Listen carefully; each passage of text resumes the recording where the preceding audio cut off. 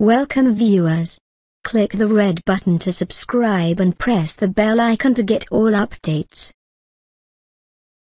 North Korea conducted a big live-fire exercise on Tuesday to mark the foundation of its military, and a U.S. submarine docked in South Korea in a show of force amid growing concern over the North's nuclear and missile programs. The port call by the USS Michigan, which is designed to carry ballistic missiles and cruise missiles, came as a U.S. aircraft carrier strike group steamed toward Korean waters in an effort to deter North Korea from a sixth nuclear test or more missile launches in defiance of UN sanctions. Instead of a nuclear blast or a big missile test, North Korea marked Tuesday's 85th anniversary of the founding of its military by deploying a large number of long-range artillery units on its east coast for a live-fire drill, South Korea's military said. South Korea's Office of Joint Chiefs of Staff said it was monitoring the situation and firmly maintaining readiness. South Korea's Navy said it was conducting its own live-fire exercise with U.S. destroyers in waters west of the Korean peninsula and would soon join the approaching U.S. carrier group. North Korea was defiant, saying its military was prepared to bring to closure the history of U.S. scheming and nuclear blackmail. There is no limit to the strike power of the People's Army armed with our style of cutting-edge military equipment, including various precision and miniaturized nuclear weapons and submarine-launched ballistic missiles, the official Rodong Sinmun newspaper said in a front-page editorial. North Korea's growing nuclear and missile threat is perhaps the most serious security challenge confronting U.S. President Donald Trump.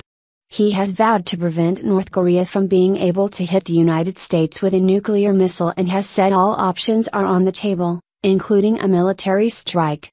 Trump sent the USS Carl Vinson aircraft carrier strike group for exercises off the Korean peninsula as a warning to Pyongyang, but U.S. officials say sanctions, not military strikes, are the preferred option.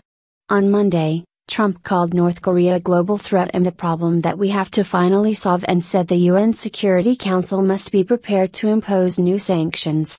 U.S. Secretary of State Rex Tillerson will chair a ministerial meeting of the Security Council on Friday to discuss tougher sanctions, which U.S. officials say could include an oil embargo, banning North Korea's airline, intercepting cargo ships, and punishing Chinese and other foreign banks doing business with Pyongyang. On Wednesday, Tillerson, Defense Secretary Jim Mattis, Director of National Intelligence Dan Coats, and Joint Chiefs Chairman General Joseph Dunford, are to hold a rare briefing on North Korea at the White House for the entire U.S. Senate. Senator impressed by Trump resolve. U.S. Senator Lindsey Graham said he and fellow Republican John McCain had dinner with Trump on Monday and discussed North Korea. Graham told Fox News he was impressed by Trump's resolve. He's not going to let this nut job in North Korea develop a missile with a nuclear weapon on top to hit America, Graham said, referring to North Korean leader Kim Jong-un. Trump, doesn't want a war any more than I do. But he's not going to let them get a missile.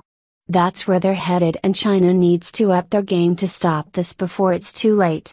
U.S. State Department spokesman Mark Toner said North Korea had become a front-and-center front-burner issue, and Tillerson would be very vocal on Friday about his concerns that countries were not doing enough to implement sanctions. We need to move more quickly and with greater determination to convince North Korea either to pursue denuclearization or to apply enough pressure that it stops those activities, Toner told a telephone news briefing. Japan's envoy on North Korea, Kenji Kanasugi, said he and his U.S. and South Korean counterparts agreed in talks in Tokyo on Tuesday that China should take a concrete role to resolve the crisis and could use an oil embargo as a tool. The U.S. envoy for North Korea policy, Joseph Yun, said China had a very, very important role to play, and South Korea's envoy, Kim Hong-kyun, said they had also discussed how to get Russia's help. Japanese Prime Minister Shinzo Abe is expected to meet Russian President Vladimir Putin on April 27, the Kremlin said. It did not elaborate. China, North Korea's sole major ally, which nevertheless objects to its weapons development, has repeatedly called for calm, and its envoy for Korean affairs, Woo Da-I, was in Tokyo on Tuesday. We hope that all parties, including Japan, can work with China to promote an early peaceful resolution of the issue, Chinese Foreign Ministry spokesman Zheng Shuang said. North Korea's foreign ministry said the meetings called by U.S. officials reflected U.S. pressure that could ignite a full-out war and showed that Pyongyang's decision to become a nuclear power was correct. The official China daily newspaper said it was time to step back from harsh rhetoric.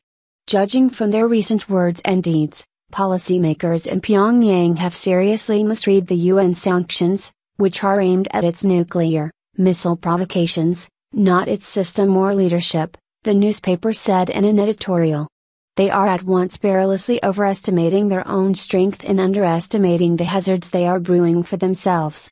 Additional reporting by Ben Blanchard and Michael Martina in Beijing, Corey Kaneko, Linda Sieg, Elaine Lies and Tim Kelly in Tokyo, Steve Holland, Matt Spietlanik, Susan Heavey and David Brandstrom in Washington, and Vladimir Soldotkin in Moscow, writing by Jack Kim, editing by Robert Bursell and James Dalglish.